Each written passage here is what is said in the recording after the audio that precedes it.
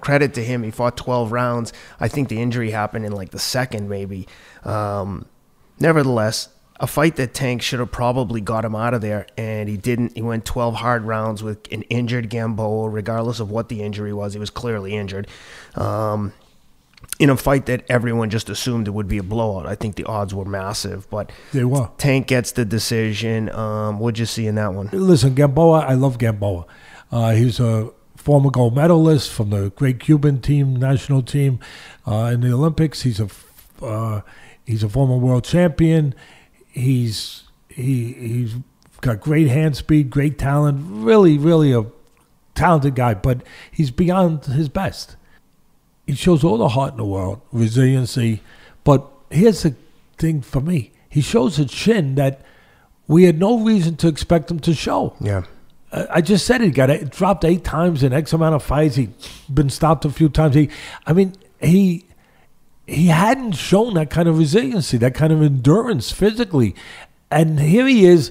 Why would we think he would show it against a guy who's a tremendous puncher? Yeah. If nothing else, you can't argue that Davis is a really big puncher. Strong. And at a bigger weight. At a bigger weight.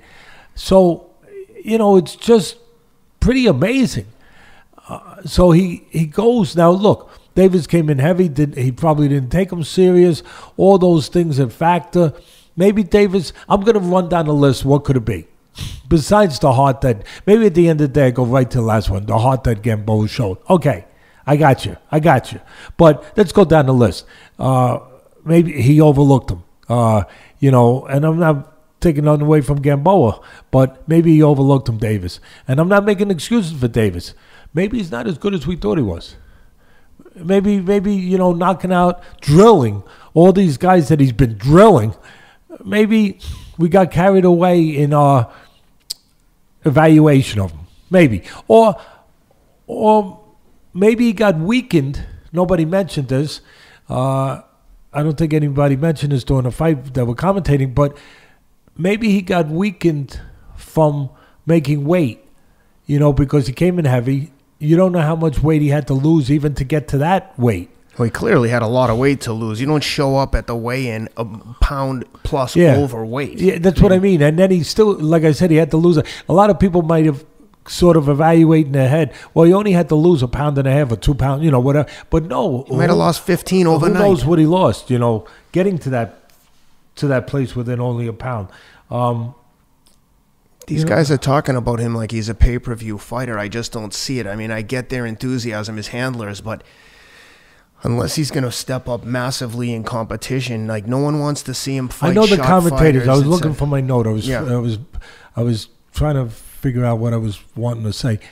That the commentators, instead of talking about that Davis or that he might have been weakened by what we just talked about, they were talking about that the bigger Gamboa was able to handle his punches, which sometimes could be the case. Yeah.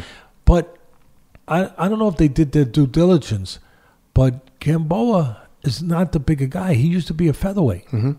So I was like confused by that. Like, wait a minute. Okay, you could say that.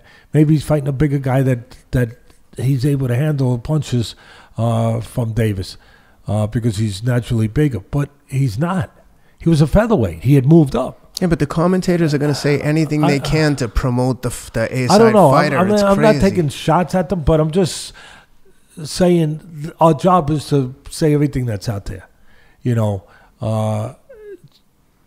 to try to allow people to have their own thoughts at the end of the day, but to have the information to have those thoughts. That's what I'm trying to do. Yeah.